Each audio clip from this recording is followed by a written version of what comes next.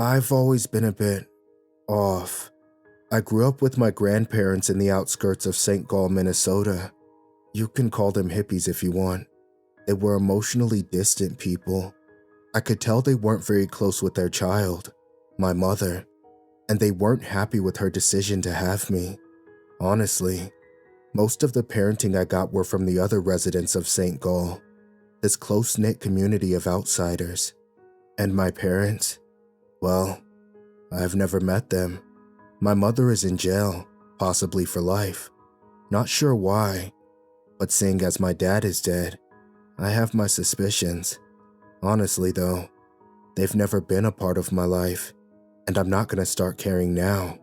But I'm here to tell you about one of my most private and weird personal problems. Because of recent events, I've grown a bit existential.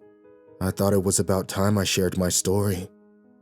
My grandparents told me I had a skin disease, something that could transfer from one person to another if I wasn't careful when spending time with others. They had all kinds of fancy Latin words for it, and statements from dermatology specialists. Looking back at it, I should have asked a lot more questions. I figured out it was nonsense by age 7. Either way, I was told to stay away from people and keep to myself. I had to wear gloves at the dinner table, and there were no hugs and kisses. Instead, I'd get a steady gloved handshake when I did something good, and I was sent to the basement when I did something bad.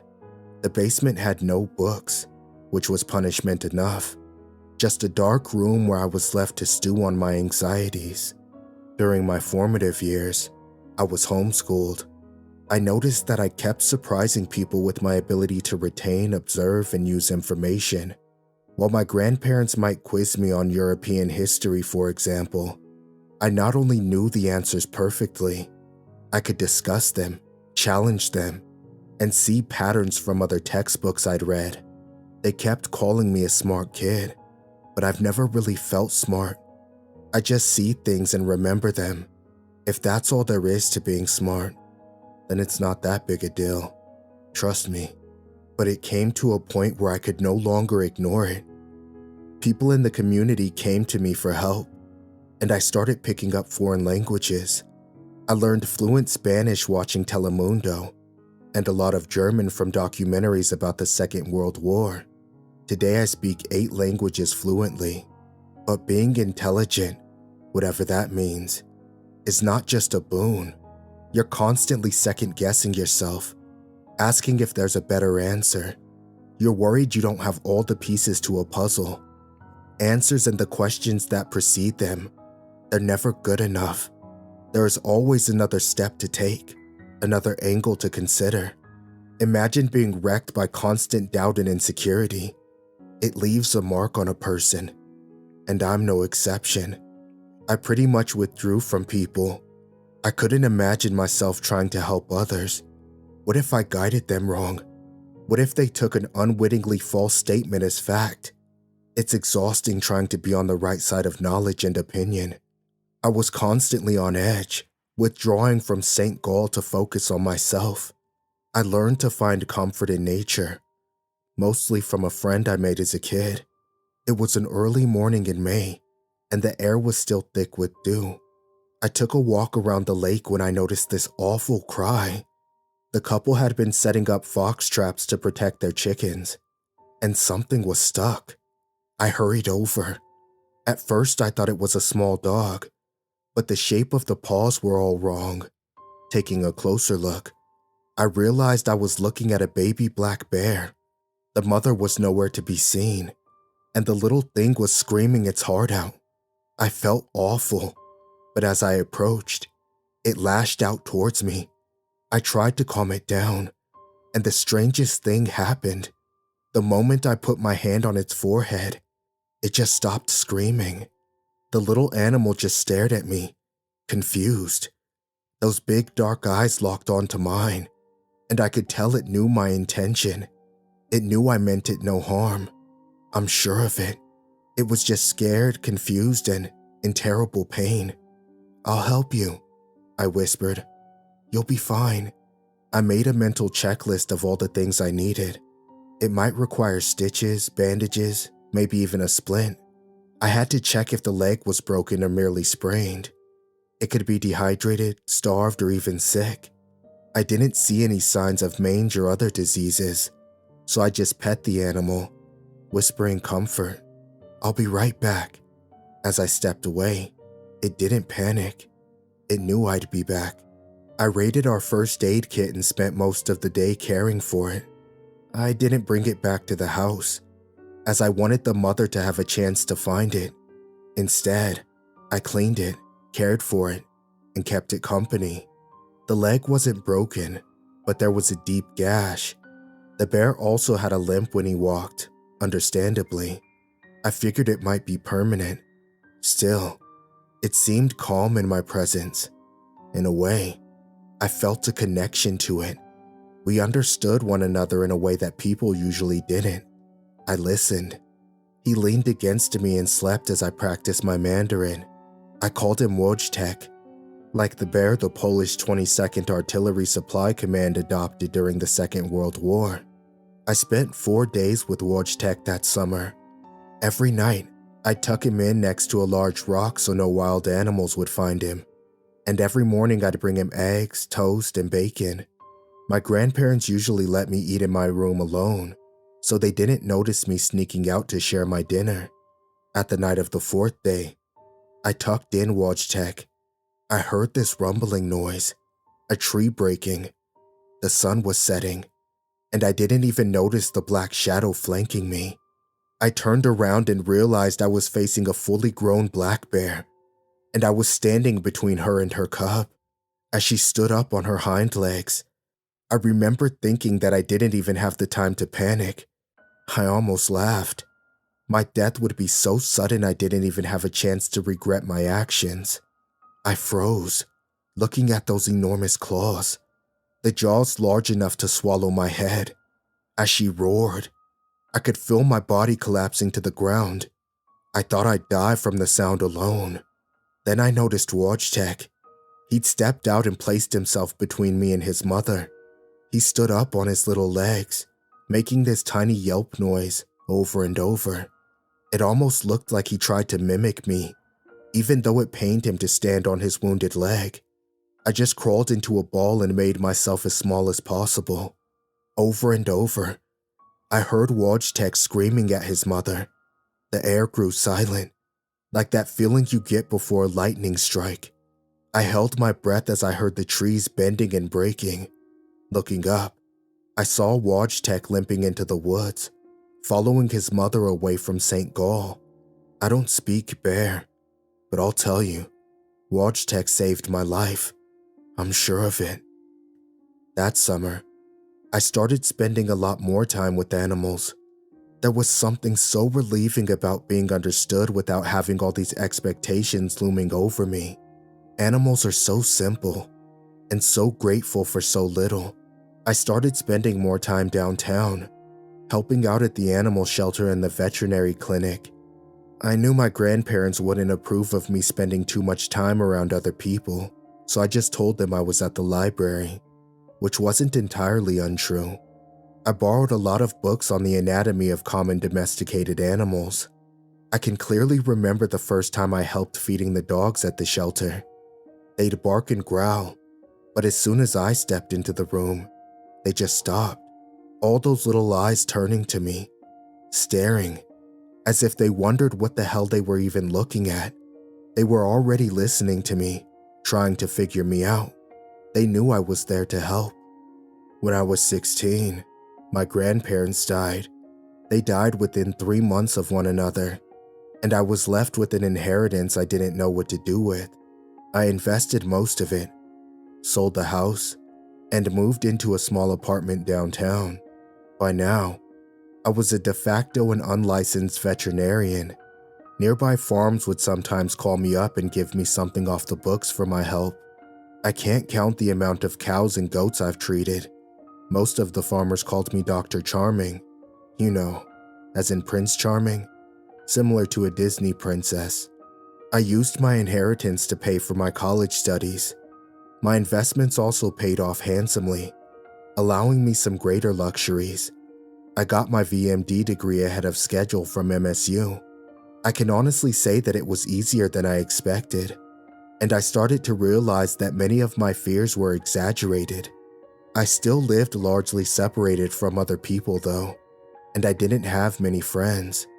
I had a few acquaintances, and most of the nearby farmers knew me by name, but that's not really what I'd call a relationship. As I turned 20, I decided I would make a conscious effort to be more social and face my fears. I had known for years that I didn't really have a contagious skin condition. That lie wasn't really all that held me back. Honestly, I just felt like a freak. I'd get lost talking to other people, and it would be exhausting trying not to correct them. Instead, I just hold my tongue and stick to subjective topics: music, film, literature, favorite actor, that sort of thing. It was during an after-work event with the others from the vet clinic that I first met Veronica. I was an unkissed, unloved, and insecure virgin at the time. Veronica took a liking to me, amazed by the amount of random nonsense I could dig out of my brain. She described it as having an unlimited flower bed of trivia she could make bouquets from. I'd never heard anything like that. While our first meeting was short-lived and awkward, our following 4 dates went by like a charm. We'd go for long walks and she'd ask me all sorts of questions. "Isn't it funny?" she'd say. "You could literally be a rocket scientist, but you can't pick up on sarcasm." One thing led to another, and we started dating. Veronica was the charming and outgoing ice pick I needed to break out of my shell, and to this day, I credit her with what little social experience I have. She was warm, understanding, and had no trouble explaining social cues I might have missed. It didn't take me too long to get the hang of it, and soon I could hold my own in a conversation with her friends. But things weren't perfect. After about a month, I remember waking up in the middle of the night to find her sitting at the edge of the bed, crying hysterically. She'd hold her face in her hands, shivering and unblinking. I'd never seen her do that before.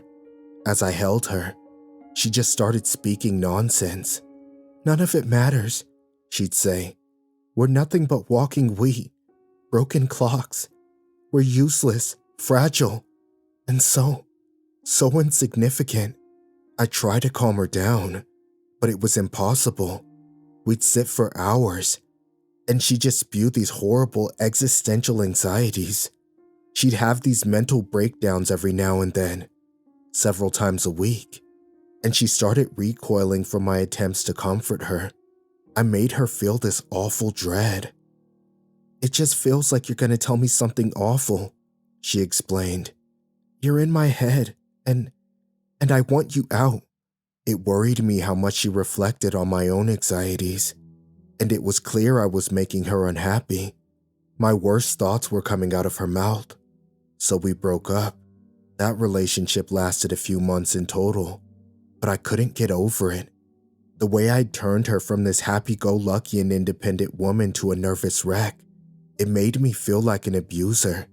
I had no idea what was even going on, and I couldn't tell what was wrong with me.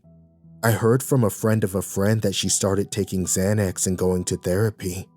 I'm not sure what I think about her therapist, Dr. Bogan. That woman gives me the creeps. Back then, I spent a lot of time with my work colleague turned friend, Jacob.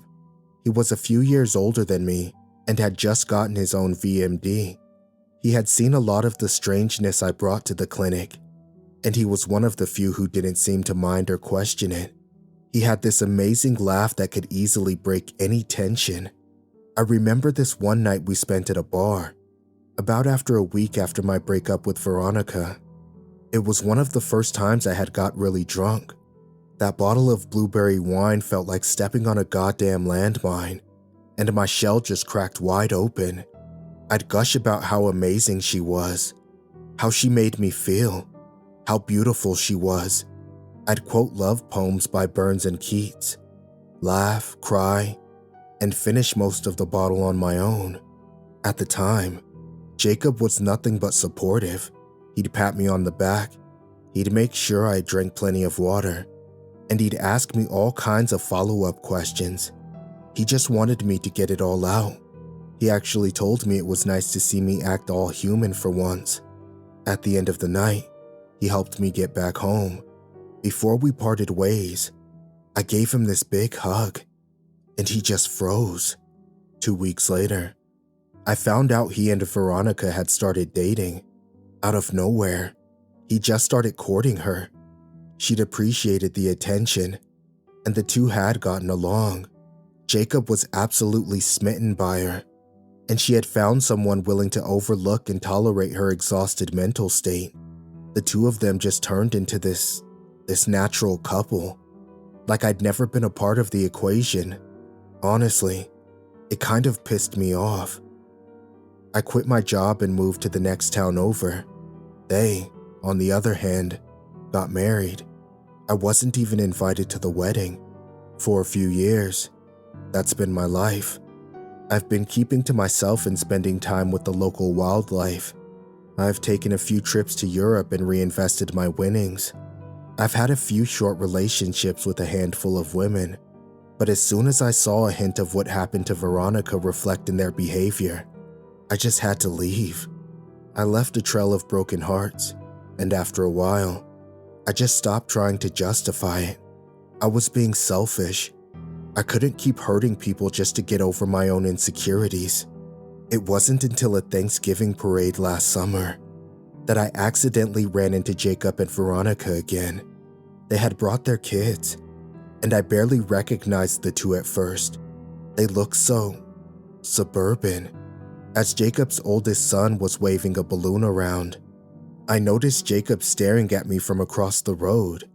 I figured enough time had passed that we could talk as adults, so we met up after the parade. It warmed my heart to see Veronica do so well. A few memories of her beautiful hair on my pillow next to me surfaced, and I felt this warmth in my chest. As she stepped away to help her kids use the restroom, Jacob approached me. He had this uneasy smile, something I'd never seen on him before. We shook hands, and his smile faded away. "You want to talk to her?" he asked. "No, I just wanted to see how you were doing. Long time no see, you know?" "You sure about that?" he chuckled, trying to diffuse the tension. "Yeah, I'm sorry. I didn't mean to." No, said Jacob, nodding. "I get it. No worries, man. It's all history." He looked down on his hand, blinking. "But if it's okay with you," he continued, "I'd like for you to piss off and leave my wife alone." I want to say that was the last time I saw Jacob, but that wasn't the case. He added me on Facebook so he could stalk me. He'd send me long emails, talking at length about how he knew what I really felt for his beloved Veronica. It'd be these absurd, paranoid rants. He'd ask me about my dreams, about my intentions, even creepy private things like how long I'd touch myself while thinking about her. "That's my wife," he'd write. "I know how you feel about her, and I'll wring your fucking neck if I see you looking at her like that again." At first, I tried to calm him down, but after a while, I just started blocking him. Everything I said just made him worse, and I was honestly getting worried. I once saw him drive past my clinic in the middle of the day. Had he really taken time off work just to drive to the next town over to check on me? For what? To make sure I wasn't screwing his wife?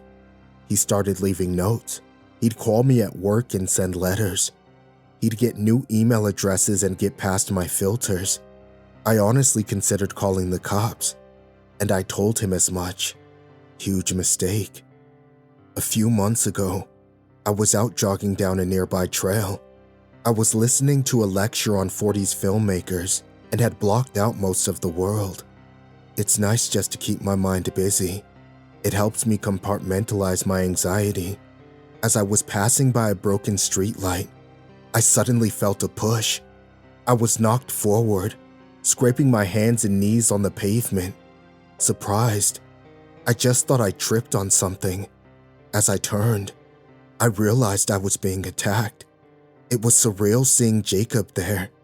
He wasn't wearing his reading glasses, and he just stared at me with the same unblinking eyes that Veronica used to get.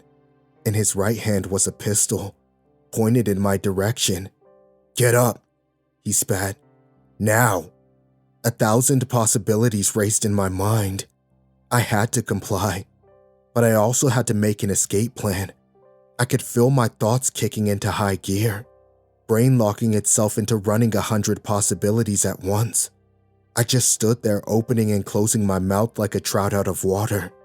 My brain was drowning in thoughts on dry land. "Step off the path," he continued. "Walk." Why are you doing this? You don't get to talk," he screamed. "You don't get that privilege. You get to step off the path, and you get to do what I say." I nodded and started walking. Jacob's hand was trembling. I could hear the rattle of the fully loaded magazine. We stepped off the trail and into the woods, stepping over logs, bushes, and zigzagging between saplings. It felt like an eternity. I'd been waiting for an opportunity to dive for cover, but at this range, it'd be impossible for him to miss me with all those bullets. 1 or 2 maybe, but a full magazine? There's no way. "I won't let you destroy my family," he said. "I know you want her back. You should have listened." "To what?" I asked. "You pursued me. I haven't done anything." "Don't you get it?" He laughed. "You don't see it?" He steadied his aim as I backed up. He was being smart, not aiming for the head. It'd be a body shot. One wrong move, and I'd be gone. It doesn't matter how many times you've imagined it. Facing down a barrel of a gun is like staring into a well of darkness, knowing that eternity waits to drag you to the bottom. I tried to force my mind to cooperate, to give me something, a solution, a calculation, something to guide me. Yet all that was left was insecurities, indecisiveness, and dread. This was real. This could be it. "Nothing fucking matters," Jacob continued. "You and I, we're just jokers in a deck stacked against us. There's an entire cosmos of evidence that just, it makes us." He screamed himself red, his eyes bloodshot and unblinking, refused to look away. "I should never have taken pity on you. I should have left you to suffer. But I just fucking feel you. You're in my goddamn head, opening these fucking doors. I don't want to think about these fucking things. I don't want to think about you taking her away from me. I don't want to think about how fucking dumb, small, and useless I am. Why does this keep coming back whenever you're in my mind?" "Jacob, No," he yelled, aiming down the sights. "No more fucking poison." I should have been dead. A bullet in the chest, left to die next to a birch sapling. That's what I anticipated, but that's not what happened. Had I gotten a better look, I would have noticed him sooner. A massive 540-pound black bear with a limp.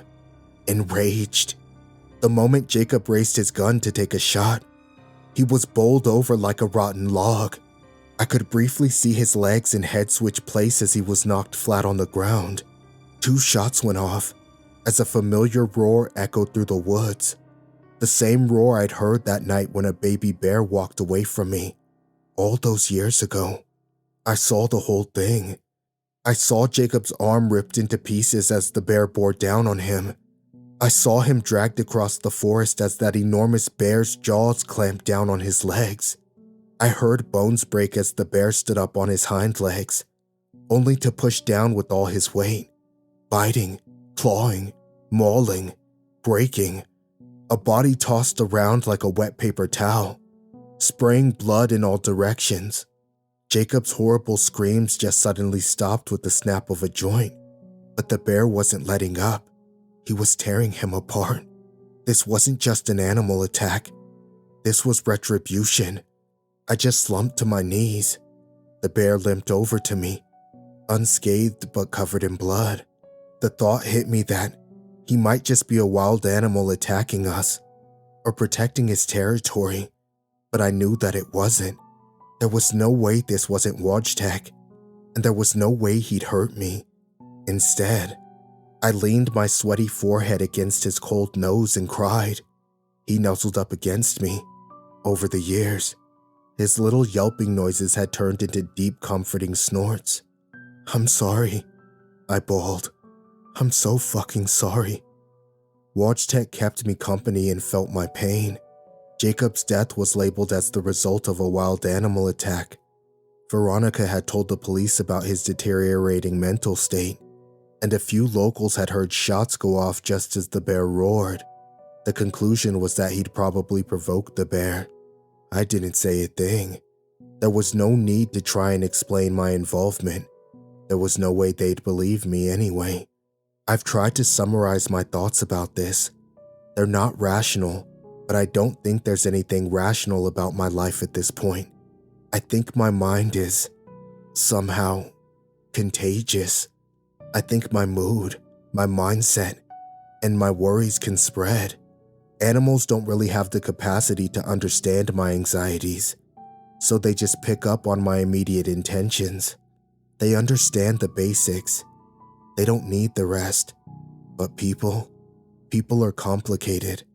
I think Veronica picked up on my worries, social and otherwise. I think it caused some sort of short circuit in her ego.